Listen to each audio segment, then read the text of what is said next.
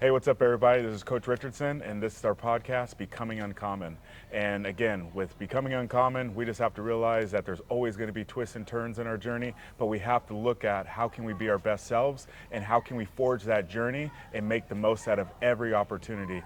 And our guest today is none other than Richard O'Reilly, coach from the East Coast, right? Yes, thank you so much. Yeah, no. So based on kind of our relationship, goes back a few years now, and I've watched you kind of build something pretty special on the East Coast. But before we get into any of that, so what's your background? Tell us a little bit about yourself and how you got into the sport. So track and field is something that I got into with my dad, who was a vaulter back in the day, and we grew up in the oldest of 6 kids. Oh, wow. Upstate New York.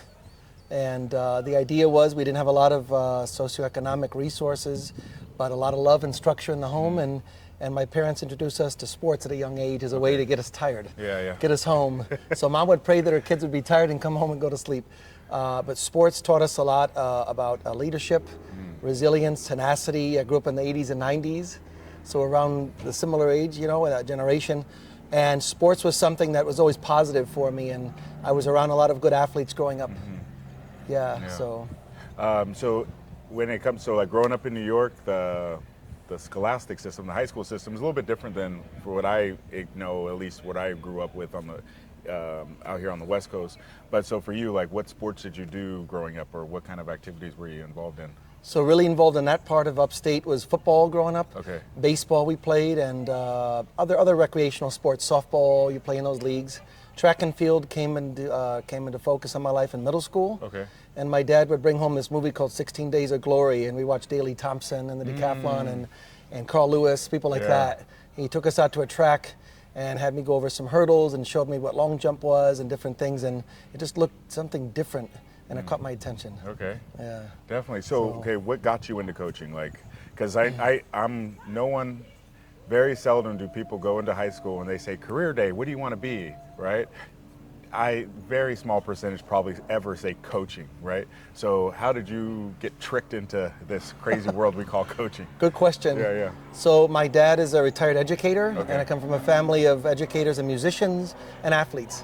And Dad pushed us that we would put in our minds that we were becoming good athletes so then we could share this knowledge with others as we got older. So I actually have twofold. I have 2 full-time professions. I'm a veteran teacher in the high school level and a private coach at this point, but I did spend years getting into Division I assistant coach is how I started my career. And then 9 years as a high school coach, a head boys program coach. The idea was always to share my passion for sports and for developing champion mindset with young people. So the love is working with young people. Yeah. All right, so what was your first coaching job? My first coaching your job. first time that you remember, okay, I'm coaching. Yeah, so it was 2 years out of my undergrad at the University of Albany. Okay. Coach Roberto Vives, who's a very renowned coach. He's a Puerto Rican Olympic coach. And I had such a great experience at the collegiate level that the idea was I'm going to start teaching in high school. And I approached him, hey, could I coach at this level already? And I was 23 years old. He said, sure, you can come on as a volunteer assistant. And that became a paid assistant after a couple of years. And just a few years removed out of college, I was working with some really good jumpers and hurdlers. Oh, wow. So then it became wow, could I do what Vives does one day? Yeah, so it was, a lot of coaches start off and work their way up. I started at the Division I level and then became a high school coach, and then I've been a private coach, which has been the most fulfilling. Yeah. So when you say it's the most fulfilling, so let's jump to that. So, obviously, since our paths crossed, kind of watching you kind of forge this path, what are some of the, tell us the evolution of your private coaching journey, because I can, at least from my perspective, coaching is getting more professionalized, especially in our sport. It's becoming a real legitimate profession. I think maybe before 20, 30 years ago, it was something you kind of did, and only a few kind of coached as a living. So as it relates to the privatization, specialization in sport, early introduction to that kind of things, as it relates for you, talking about private coaching, how has that journey been? It's been rewarding, and one that I'm always pushing to get to the next level. Okay. I feel like I've had and just the way, type of thinker that I am is out of the box, very innovative. So skills like speaking other languages, having native level Spanish has allowed me through my teaching, because I'm a linguist and a teacher of cultures, to form meaningful relationships with coaches and athletes, not just in my local community in New York, because there's a lot of Spanish speakers there, but venturing abroad. So I've been to, outside the United States and formed great relationships with Cubans, Panamanians, Colombians, Mexicans, Argentinians, and having this drive, you pick up skills that you can share then with your immediate job or your service that you're providing. So as a private coach, the idea is to seek out and help athletes that feel like they've maxed out their potential on their teams, and they want to keep growing. And for whatever reason, and there's no put downs, it's very, I have a very genuine motive about this, is to help advocate for these kids, sprinters, hurdlers, and jumpers. All right. We don't get the attention we deserve. Yeah, for sure. The Northeast is distance running. Okay, No knock to those folks. Yeah. Well, like I want to, as much as you're willing to share, because I just have seen that there's always been like this tug of war between like the high school coach and the private coach. And like if these kids, in my opinion, want more, it's their prerogative to like seek out like, okay, what's going to help get me better, right? Like that whole adage that I got to stick to my high school because that's just whether it's geographically or that just happens where I go. And like, so how have you dealt with, or how do you manage the relationship between being a private coach and like maybe it's a middle school or high school, like, with those individuals? So it's a great question. It hasn't been an easy process. It's been a lonely process at times. You feel like you're a pioneer, you're on the cutting edge, and to develop the relationship where athletes will approach me with parents, and so I see them as clients, but they're more than clients. I want to advocate for these kids.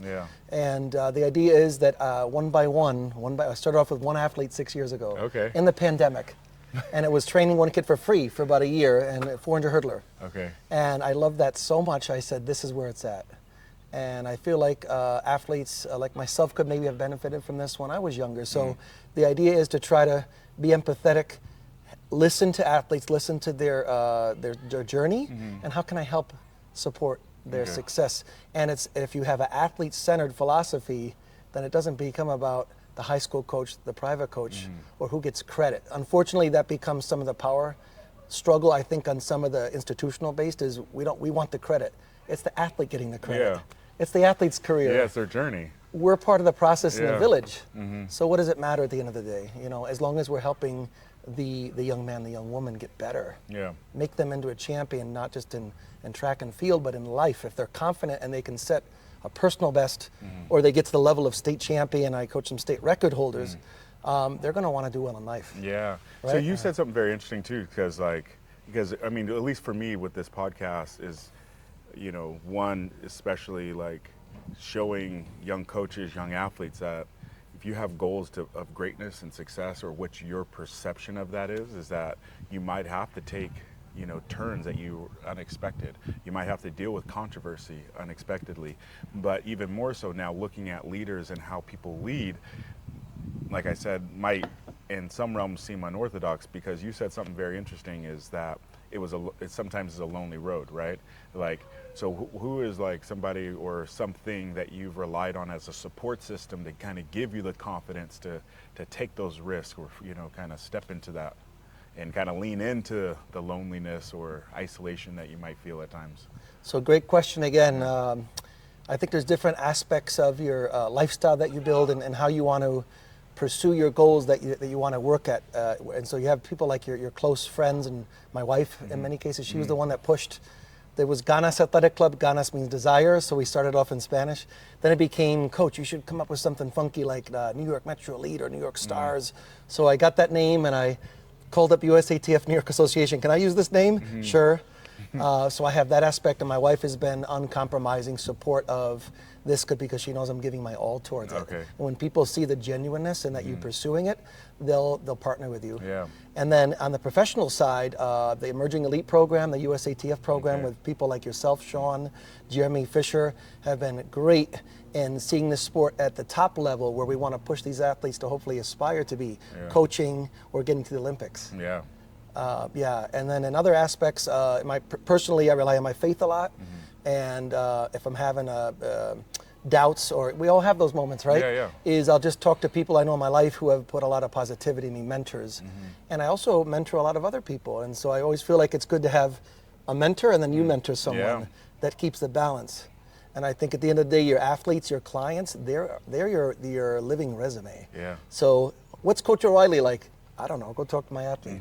They're going to tell you he gets results, but more than that, he gets us to believe in ourselves, and he cares, and he prepares us. Yeah. And with the preparation, you can achieve a lot. If you can't just show up to a competition not ready for it, right? Yeah. Even with the most talent, No, it's not going to work. Well, it's gonna like it will. Your lack of preparation will show up at like the worst, most inopportune time too. Like I've seen that a lot. Yeah. Especially at big meets. Yep. That people are watching on TV. Yeah. So when it comes to preparing athletes and these these kind of visions that you stepped into, what are some of the things that you look forward to maybe in the next 5-10 years? Because I'm a little bit aware of it, but other people might not be. So so it seems like obviously, starting with the small track club, or building a small track club and kind of evolving to having some high performers now, like where do you see yourself or your club and your program in the next 5-10 years? Great question again. I think all of us have dreams. We have things that we aspire to achieve. At this point, I'm very happy with the results that I have. I mean, bringing for the second year several athletes out to Jeremy's camp here, MVA camp, is a dream come true for them. It's changed their lives forever. Yeah. So I think the reward is intrinsic in many ways, and I think you have to just reflect and be happy with each day as you go on. What are you blessed with? In the long run, I would love to be, I have many international connections with other coaches and athletes. I like the under 23 group. I like the under 20 group. I'd love to coach at a high level internationally and supporting United States athletes first, but whatever doors might open, and see where that carries along to. So some of the athletes at high school and college right now, I'd like to follow them up all the way to 25 years old, 30 years old, and I think that builds longevity and it builds trust. Yeah. And I don't doubt those things couldn't happen. Sorry, I fly right there. Couldn't happen, because if you stay consistent, I know that you put yourself in a position for things to happen. Yeah.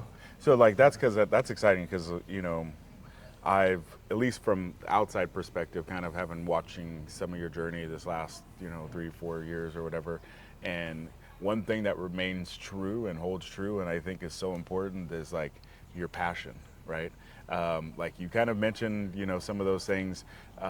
When it comes to your passion, like who do you work with? Like who's part of your team? Like who are some individuals that are like, kind of like your right hand, and things like that kind of help support you in what you're doing now? So I would say the immediate support comes from athletes that I've had for the last couple of years, and actually some of them are my assistant coaches now. Oh yeah. So one of them, Shaq, is an athlete who he's back in the city in Harlem. All right. He attended this camp for 3 years, and he's been a big advocate with Jeremy Fisher and with others for New York Metro Elite. And Coach O'Reilly is really putting his best foot forward to do something special for track in the Northeast. So some other advocates are 12th Rock, which is an organization I work with, a private entity in Middletown, New York. And it's a sports center. And we're currently in process of constructing a multi-sport facility, which would hopefully support continued development of athletes from age group, high school, all the way to Olympic level. Oh, wow. And masters. Yeah. And we have other sports, kind of like the center here. Yeah. And right now we have a throwing facility that's World Athletics certified, and we're hosting the USATF Masters Nationals this year. And we just did a clinic a couple weeks ago, I'm sorry. And we get more and more participants from the Hudson Valley, New York City area, and the sprints, hurdles, and jumps. So I brought in coaches from New Jersey, from Connecticut, from Pennsylvania, from New York. And for the most part, I don't think a lot of people are against the private coaching now. It's getting more known. Yeah. Oh, yeah. It's accepted in other sports. Yeah. And the results are there, and it's athlete-centered. And again, now it's 6 years. So I hope to continue. The idea is to kind of reproduce Coach O'Reilly through other people. My mom says that. Yeah, yeah. And if you can plant those seeds, some of these athletes that are here, I hope that they become coaches. Because we need the next generation to step up. Yeah, for sure. The older generations proved who they are. They're great folks. They're always there with wisdom, and we're looking for the next set of eyes, coaching eyes. Yeah, good eyes. Yes. But okay, so with that then, when for me, like you said, that next set of eyes. So those coaches that are like, maybe they're hedging on their high school or like a college, or they're starting to get into the coaching game. They have the passion, they have the drive. What are some pieces of advice? Like maybe you hard lessons you had to learn, or any things that you were like, dang, I did this really well and I didn't know I was doing it well. What are some pieces of advice you would give to that coach that's trying to come up and maybe be a little bit more privatized and kind of take that route? I think you have to have, it's twofold. You really need to pursue some formal education and training. If you get that from USATF or you get that from some other conferences or other, we live in a digital age, so reading books, attending conferences virtually, and asking questions. I think the new generation is very much a consuming generation on the phone, and we're looking at social media instead of having conversations with coaches that have proven that they can achieve results, and finding out what that coach, maybe what was their journey as a young coach. I think because I had educators, my father's an educator, from a young age I was taught to ask questions. What does a smart student do? So I would do that a lot, and I would read a lot of books. We were reading Tudor Bompa books in high school. Okay. That's not common. So I learned to also watching coaches that I felt made mistakes, and I just said, I'm just not going to do it that way. Just do it the other way. So I'm one of these guys that really I think I already had a lot of coaching potential as an athlete. I think we can all say that. You don't realize those nuggets that you're getting as an athlete that ultimately carry over to kind of help forge who you are as a coach. So it's like, be sensitive to those kind of things. So like, now taking that information, as it relates to you being a mentor right now, can you give us maybe some insight on individuals that you've mentored, and some of the maybe, I guess, testimonial or positive influences, like some success stories that as you might say? Ooh, so there's plenty. Any that stick out to you? What's like the most relevant one in your opinion? I'll name a few here. So Shaq Mbaye, who I mentioned earlier, out of Harlem, came up to me at a armory clinic and said, right up to me in the middle of a crowd, Marquise Denny's standing right there, and he goes, "You, come here. This is a high schooler. You're going to coach me. I like you." And it's turned into a relationship where I see him like a son. And he attended Oregon this last year. He improved a lot in his performances, but also in his overall, I think, leadership, awareness repaired him. I had an athlete this last year, Tatum Kramer, who was attending the camp here, who became a top jumper in the Northeast in the long and triple jump. And she lives like 2 hours away. Oh, wow. And there was a challenge of her already being on a great team where she's already captain and won everything. And so the idea was, I saw her at camp and I said, I can offer you the opportunity to get even better at your events. And so we formed a good relationship, and a lot of sacrifice to meet halfway and train all year. And she had indoor season, didn't perform at her, she got second and was not happy about that, but I said, believe in what we're doing. Up until the last practice before outdoor states, and she crushed her personal best, like in the 20-foot 5.5, and she got her 41, and she's intense. But I know that inside, some of the younger generation will realize things as they get older, because they don't always realize that. Maybe we didn't either when we were 18. And I have another gentleman, Cameron Ingram, that he's out of Syracuse. That's even further away, and he was the number 2 junior in the country this year in the 55 hurdles, sorry. And he's already hurdled in the 13s. Wow. And here's a kid who he believes in himself. He still has a lot to learn. But I've used my relationship with a Cuban coach, who is one of the greatest coaches around in history. And I met him in Cuba, and he's been giving me advice on how to work with this kid. All right. And tells me, you're destined for elite level, like way up there. So I just smile and I thank him. Just keep working hard each day. Yeah, that's fun. So as we wrap up, one thing kind of I like to leave with is, if you can kind of go back and give yourself advice, like say as you're coming out of college and right before you took that volunteer position, what are some pieces of advice you'd give yourself as relates to how your journey kind of, the twists and turns that you went through and all those lessons you learned? What are some key pieces of advice you'd give yourself? There's a lot of things that come to mind. I think don't depend on others for success. You have to go after it, and there is no failure. If you don't ask a question, if you don't ask, the answer might be no, but if you never ask, it's always no. And I think putting yourself around people that are going to challenge the way that you think, getting out of familiar environments and being able to keep growing and ask questions. And when I was younger, I did put my college coach and other people like that maybe on pedestals, and I think I had to learn how to see them as I got older, like they're human beings like myself, and they were in my journey, people that helped me. But at the end of the day, self-discovery, you have to get to the point where your athletes believe that you're the best coach, and that you know inside that they're spending time with me and I'm spending time with them. I'm making you better, you're making me better. And if they don't believe that about me, that I'm the best, then you're wasting your time. Right? So there has to be that idea of coach cares about me. Kids can figure that out within the first 10 seconds. Yeah. Whether you know your stuff with sports and with training them, and also do you care about them, or you just, I get the sense with high school coaches, and I was one, and maybe I also fit in this category, using kids for points on a team. And yeah, you got to win a championship, but at the end of the day, the relationship aspect and the trust goes beyond track. And we're not going to run forever. Yeah.